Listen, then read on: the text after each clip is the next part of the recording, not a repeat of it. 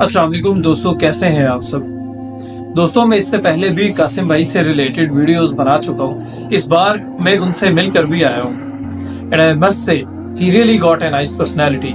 मैं उनके अखलाक से बहुत ज्यादा मुतासिर हुआ हूँ। अपनी बात शुरू करने से पहले एक इशू जो मैं आप सबसे डिस्कस करना चाहूंगा, इशू जो काफी दिनों से मुझे फेस करना पड़ रहा है। जैसा कि मैंने आपको बताया कि मैं इससे पहले भी कासिम भाई के हवाले से वीडियोस बना चुका हूँ और मैं आपको क्लियर करता चलूं कि मैं उनका सपोर्टर नहीं हूँ। लोग सोचते हैं कि मैं उनका सपोर्टर हूँ और उनकी चीजों को, उनकी वीडियोस को प्रमोट कर रहा हूँ। काफी लोगों ने मुझ पर उनका सपोर्टर होने का टैग भी लगा दिया। हालांकि मैं अपनी वीडियो में हमेशा न्यूट्रल रहा हूँ और लोगों को हमेशा यही कहता आया हूँ कि आप खुद तहकीक करें, क्योंकि हर शख्स इख्लाफ राय रखता है और आपकी मर्जी है कि आप उसे एक्सेप्ट कर लें या डिनाई करें। इसके बावजूद भी लोगों का मुझे उनका सपोर्टर कहना समझ में नहीं आया। खैर, मेरा मकसद सिर्फ ये है कि मुझे जो इल्म है वो आप तक पहुंचाया जाए ताकि आप लोगों के लिए आसानी हो। बाकी मैं हमेशा अपनी ऑडियंस से यही कहता हूं कि आप तहकीक करें फिर किसी नतीजे पे पहुंचें। मैं ये कभी नहीं कहूंगा कि जो मैं कहता हूं आप वही जो है तो उसी पे अमल करें कि मतलब वही सही है, जितनी तहकीक मैंने कर ली है वही अनफ है और आप मेरी तहकीक के बयान पर ही यकीन कर लें। ऐसा बिल्कुल नहीं है, आप उसको बिल्कुल ना माने, आप खुद तहकीक करें। देखिए, हर शख्स शऊर रखता है और तहकीक कर सकता है, लिहाजा आप खुद तहकीक करें और जो आपकी समझ में है आप उस पर यकीन कर लें। अब जहां तक मेरी बात है तो मैं जितना उन्हें समझा हूँ वो एक इंतहाई सादा इंसान है और बहुत ही नाइस पर्सनैलिटी रखते हैं। उनका बात करने का अंदाज, उनका पूछने का स्टाइल, इस चीज ने मुझे जो है तो बहुत मुतासिर किया। मैं उनके पास काफी देर बैठा रहा और काफी बातचीत भी हुई, लेकिन मतलब मुख्तलिफ टॉपिक्स पे भी मैंने उनसे सवालात किए। कुछ उनके ड्रीम्स के मुतालिक भी थे। अब एक सवाल जो मैंने उनसे किया वो बहुत ही कामन था। मैंने उनसे दाढ़ी से रिलेटेड सवाल किया। अच्छा, उसकी एक वजह थी। उसकी वजह ये थी कि मैं जब भी अपने किसी दोस्त को या रिश्तेदार को कासिम भाई के मुतालिक बताता था तो सबसे पहले जो सवाल वो मुझसे करते थे वो दाढ़ी भरी होता था। तो इसलिए मैंने सोचा कि उनसे दाढ़ी के मुतालिक पर्सनली पूछा जाए, जिस पर इन्होंने कहा कि अगर मैंने लोगों को धोखा ही देना होता तो मुझे दाढ़ी रखने में कितना वक्त लगता। अब उनकी ये बात काफी जो है तो मुझे भारी लगी, काफी इम्प्रेसिव लगी। और दूसरी जानिब अगर एक शख्स खुद को इमाम मेहदी मानता ही नहीं तो फिर मेरे ख्याल में उनसे दाढ़ी के मुतालिक सवाल कोई मायने नहीं रखता।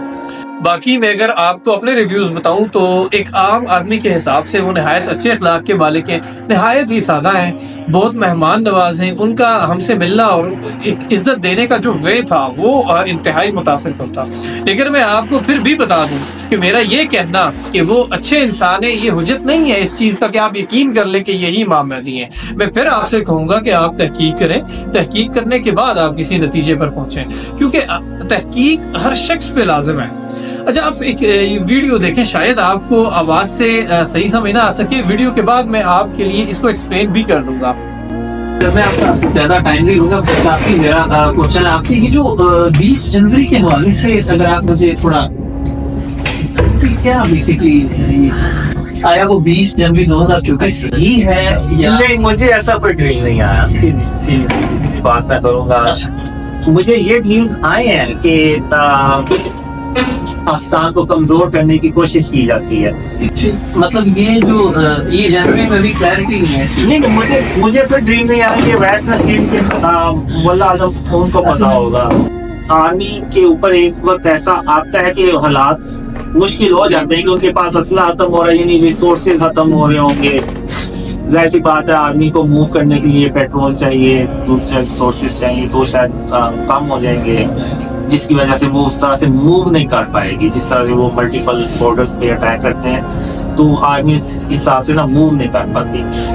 तो इस तरह के मुझे ड्रीम्स आए हैं, लेकिन इनकी एग्जैक्ट डेट क्या होगी, कब ये वाकयात होंगे, ये अल्लाह बेहतर जानता है।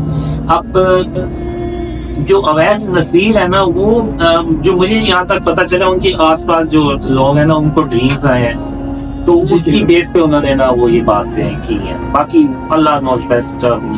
मैं तो यानी मुझे तो अगर ड्रीम में आ भी जाए ना तो मैं यानी इस तरह से नहीं प्रिडिक्शन करूं कभी कि वो 20 जनवरी या इस तरह कुछ हो रहा है। तो ये उनका अपना मौक़िफ़ है, मेरा मुझे ऐसा कुछ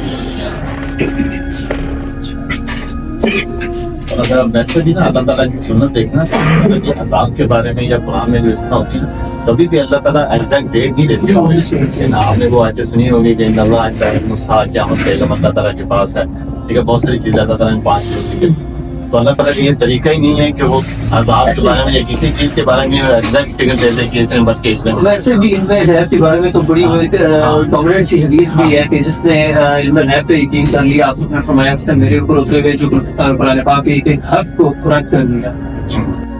اچھا، جیسا کہ آپ ویڈیو میں یہ دیکھ چکے ہیں کہ میں نے ان سے 20 جنوری کے متعلق بھی سوال کیا کہ اس کی کیا حقیقت ہے، لیکن میں ان کا جواب سن کے حیران رہ گیا. انہوں نے صاف کہہ دیا کہ بھئی میرا 20 جنوری والے معاملے سے کوئی تعلق نہیں ہے. یہ بات اویس نصیر کہتے ہیں، میں نے نہ کوئی ایسا خواب دیکھا ہے اور نہ ہی ایسی کسی بات کا دعویٰ کرتا ہوں، اور اگر میں ایسا کوئی خواب دیکھتا بھی تب بھی اس کی اس طرح سے پریڈکشن نہ کرتا. یہ ان کا اپنا موقف ہے. اب یہاں میرا بات کرنے کا مقصد یہ ہے کہ اس وقت بہت سے لوگ 20 جنوری کے انتظار میں ہیں. اگر یہ خواب محمد قاسم کو آیا ہی نہیں تو لوگ کیوں اس خواب کو اتنی اہمیت دے رہے ہیں؟ اگر تو یہ خواب قاسم بھائی کو آیا ہوتا تو ماننے میں میرے خیال سے کوئی قباحت نہ تھی، لیکن ایک عام آدمی کو خواب آنا اور اس خواب میں اتنی بڑی پریڈکشن کر دینا اور پھر لوگوں کا اتنے بڑے پیمانے پر اس کا یقین کر لینا میری سمجھ سے باہر ہے. بہرحال میں صرف وہی چیزیں بیان کر رہا ہوں جو محمد قاسم نے مجھ سے کہیں، باقی واللہ اعلم. اب اس کے علاوہ اور بھی کافی ٹاپکس پر میری ان سے گفتگو ہوئی تھی. میں کوشش کروں گا کہ ہماری ملاقات کی پوری ویڈیو بھی اپلوڈ کر دوں. آواز میں ایشو آ سکتا ہے، اس کے لیے پہلے سے معذرت، کیونکہ میرا مقصد صرف ملاقات تھا، اس لیے میں پراپر کیمراز اور مائک وغیرہ کا انتظام کر کے نہیں گیا تھا. تو اگر آپ لوگ چاہتے ہیں تو مجھے بتا دیں، میں وہ ویڈیو بھی جیسی ہی میرے پاس ہے ویسی ہی اپلوڈ کر دوں گا. شکریہ.